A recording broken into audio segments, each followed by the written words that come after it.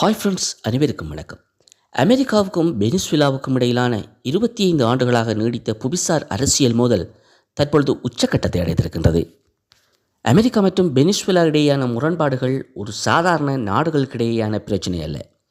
இது எண்ணெய் வளம், அரசியல், ஆட்சி, மனித உரிமைகள், உலக சக்திகளின் போட்டி மற்றும் உள்ளூர் பொருளாதார நெருக்கடி ஆகியவற்றின் கலவையாக உருவான மிகப்பெரிய ஜியோபொலிட்டிக்ஸ் கதை என்று கூறலாம்.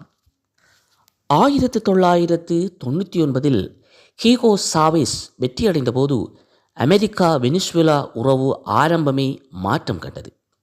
ஆன்டி அமெரிக்கா, ப்ரோ சோசலிசம், ஒயில் நேஷனலிசம் என்று மிக வலுவான கொள்கைகளை அறிவித்தது. இது அமெரிக்காவுக்கு நேரடியான சவாலாக இருந்தது குறிப்பிடத்தக்கது. அமெரிக்க எண்ணெய் நிறுவனங்கள், அமெரிக்க அரசியல் செல்வாக்கு, லத்தீன் அமெரிக்காவில் அமெரிக்காவின் ஆதிக்கம் மிக அதிகம். இவையெல்லாம் நொடிப்பொழுதில் பாதிக்கப்பட்டது. வெனிசுவேலா உலகின் மிகப்பெரிய ப்ரோவின் ஆயில் ரிசர்வ்ஸ், சுமார் 300 பில்லியனுக்கு அதிகமான பேரல்ஸ்களை கொண்ட நாடு. அமெரிக்கா பல ஆண்டுகள் வெனிசுவேலாவில் இருந்து பெருமளவில் எண்ணெயை இறக்குமதி செய்தது. ஆனால் சாவேஸ் அமெரிக்கா மீது எண்ணெய் சார்ந்த சார்பை குறைத்தார். சீனா ரஷ்யாவிற்கு அதிகமான அணுகலை வழங்கினார். அமெரிக்க எண்ணெய் நிறுவனங்கள் பலவற்றை தேசியமயமாக்கினார். இதனால் அமெரிக்கா நேரடியாக பாதிக்கப்பட்டது. இதன் காரணமாகவே அமெரிக்கா மற்றும் வெனிசுவேலா இடையேயான மோதல் தற்பொழுது உச்சக்கட்டத்தை அடைந்திருக்கின்றது. அமெரிக்காவை பொறுத்தவரை அமெரிக்கா கடந்த 2015 முதல் வெனிசுவேலாவின் எண்ணெய் நிறுவனமான PDVSA மீது தடை விதித்தது. வெனிசுவேலாவின் மத்திய வங்கி மீதும் தடை விதித்தது. அரசின் நிதி பரிமாற்றங்களில் தடையை ஏற்படுத்தியது. மதுரோ அரசு அதிகாரிகளுக்கு பயணம் மற்றும் சொத்து முடக்கத்தை ஏற்படுத்தியது. அது மட்டுமல்லாமல் 100க்கும் மேற்பட்ட மிக கடுமையான பொருளாதார தடைகளை அமெரிக்கா வெனிசுவேலா மீது விதித்தது.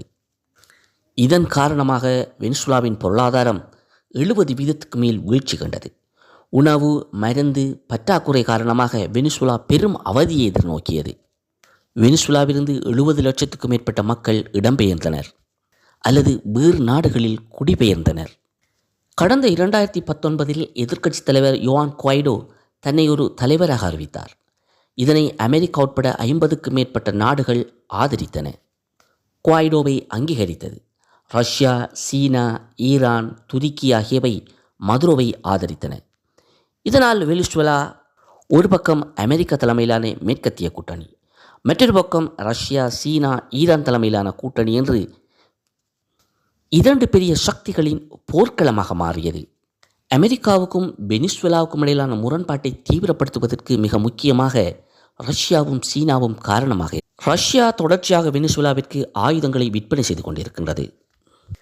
அதே நேரம் மறுபக்கம் சீனாவும் $60 பில்லியன் பெறுமதியான கடனை வெனிசுவேலாவிற்கு வழங்கியிருக்கின்றது. அது மட்டுமின்றி சீனா எண்ணெய் முன்பணம், ஒப்பந்தங்கள், பொருளாதார உதவி என்று வெனிசுவேலாவுக்கு பாரிய அளவிலான உதவிகளை வழங்கி கொண்டிருக்கின்றது. இவ்வாறான சூழ்நிலையில்தான் அமெரிக்காவினுடைய விமானந்தங்கி கப்பலான USS ஜெரால்ட் தற்பொழுது லத்தீன் அமெரிக்காவுக்கு நகர்ந்து கொண்டிருக்கின்றது. இது அந்த பிராந்தியத்தில் ஒரு மிகவும் மோசமான போர் பதட்டத்தை உருவாக்கி இருக்கின்றது. இது தொடர்பான உங்களுடைய கருத்துக்களை கமெண்டில் பதிவு செய்யுங்கள். மீண்டும் ஒரு காணொளியில் சந்திக்கலாம். நன்றி.